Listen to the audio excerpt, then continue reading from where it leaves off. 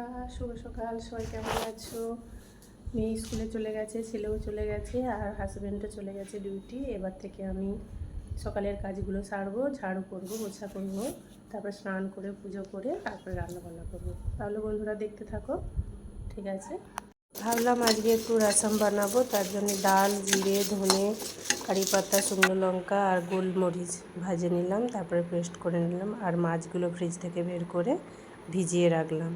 তারপরে নুন হলুদ দিয়ে মাছগুলো ভেজে নিলাম। আর রসম বানাবো, রসমের জন্য টমাটোর কাটলাম, টমাটোর কেটে পিউরি করে নিলাম মিক্সচার মেশিনে। তারপরে ছোক লাগাবো কারি পাতা আর সর্ষে দিয়ে, সর্ষে আর কারি পাতার ফোড়ন লাগালাম। তারপরে টমাটোর পিউরিটাকে ঢেলে দিলাম, আর একটু বয়েল করেই তারপরে দেবো রসমের পাউডার, যেটা আমি ভেজেছিলাম ডালগুলো, সেইটাই রসম পাউডার তাকেই বলবো। তো রসম পাউডার দেওয়ার পর একটু জল দেবো, দিয়ে ফুটাবো। আর ফুটাবো কি, আমার তো টাইম হয়ে গেছে স্কুলে অর্ণাকে আনতে যাওয়ার জন্য, তাই একে রেখে বন্ধ করে আমি স্কুল যাব। আবার চলে আসলাম বন্ধুরা, কাজটা সেরে। রান্না বান্না হয়েই গেছে প্রায়, আর একটু বাকি আছে। তো অর্ণার স্কুল থেকে আসার টাইম হয়ে গেছে, এবার আমি অর্ণাকে আনতে যাব, তারপরে বাদ বাকি রান্নাটা সারবো। তাহলে চলো বন্ধুরা, দেখতে থাকো। এবার দরজাটা লক করে আমি অর্ণাকে আনতে যাওয়ার জন্য বেরাবো। তো দরজাটা লক করলাম, লক করে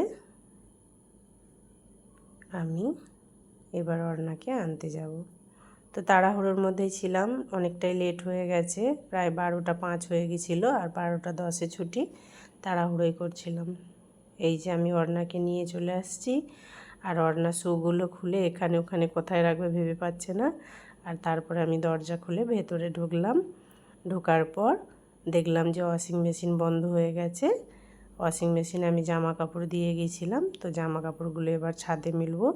এখন বর্ষা বাদলের দিন, কখন বৃষ্টি চলে আসবে, তাই ভাবলাম রোদরা আছে, আগে জামা কাপড় দিয়ে আসি ছাদে, তারপরে খাওয়া দাওয়া করব। তো উপরে চলে গেলাম, যে সব জামা কাপড়গুলো মিলে দিলাম। আর তার সাথে সাথে আমি মাটির প্রদীপ নিয়েছিলাম সকালবেলা, মাটির প্রদীপ বিক্রি করতে আসছিলো। আর এখানে তাড়াহুড়োর মধ্যে থাকি বলে আমি মাটির প্রদীপে বেশিরভাগ সন্ধ্যা দিই, আর যখন সময় পাই পিতলেরতে আমি সন্ধ্যা দিই। কিন্তু পিতলের প্রদীপ ধোয়ার জন্য খুব অসুবিধা হয়, তেল লেগে থাকে, তো সেই জন্য আমি মাটির প্রদীপেই বেশিরভাগ দিই।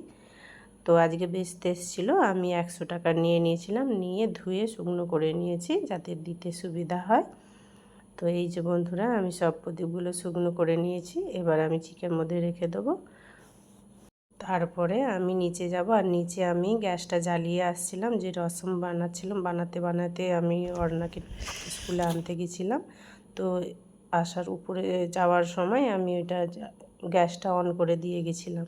তো রসমটা হয়ে গেছে, এরপরে আমি বানাবো পমফ্রেট ফ্রাই, তাওয়া ফ্রাই বানাবো। তো রসমটা লাভিয়ে এবার আমি বানাবো পমফ্রেট। তো দু রকম মাছ আজকে বানালাম। আমরা তো ইলিশ মাছ খাবো, মা মেয়ে, আর আমার ছেলে খাবে পমফ্রেট মাছ। ও একটু তাওয়া ফ্রাই খেতে ভালোবাসে, তাই আমি তাওয়া ফ্রাই করে দিলাম। আর ঝোল ঝাল পছন্দ করে না, তাই একটু তাওয়া ফ্রাই করে দিলাম, এটা ওর পছন্দ আমার ছেলের, তাই পমফ্রেট মাছকে তাওয়া ফ্রাই করলাম। খেতে দারুণ লাগে। আর এটা দিয়েই আজকে আমার ছেলে ভাত খাবে। আর পাঁপড়ও ভেজেছিলাম ওর সাথে। আর আজকে আমি বানিয়েছিলাম এই যে সাদা ভাত, আর বানিয়েছিলাম রসম, এটা একটু টক টক হয় ডালের, তো আর এটা হচ্ছে ইলিশ মাছ আলুর ভাতে, আর বানিয়েছিলাম পমফ্রেটের তাওয়া ফ্রাই। তো আজকে এইটাই ছিল দুপুরের খাবার। আর আমরা এখন মা মেয়ে খেতে বসে পড়লাম। আমার ছেলে তো আসতে দেরি হয়, ওর 2:45 বাজে, আর এখন প্রায় 2 বাজে। আমরা খেতে বসলাম, আর প্রথমে মামাকে খাইয়ে দিলাম, তারপরে আমি খেলাম। আর খাইয়ে দাইয়ে ওকে একটু ঘুম পাড়িয়ে দেবো, যাবে টিউশন। আর এই যে ওকে খাওয়াচ্ছি, তারপরে ওর খাওয়ার পর আমি খাবো, তারপরে একটু রেস্ট নেবো মা মেয়ে।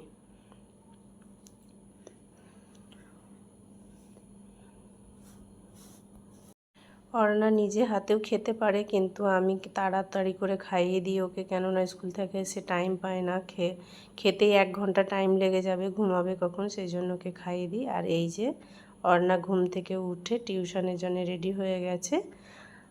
আর বিকেল 5:30 বেজে গেছে, ওকে টিউশন দিতে যাচ্ছি। আর আজকে বন্ধুরা এই পর্যন্ত। সবাই ভালো থেকো, সুস্থ থেকো, আবার কালকে দেখা হবে। টাটা বন্ধুরা, সবাই ভালো থেকো।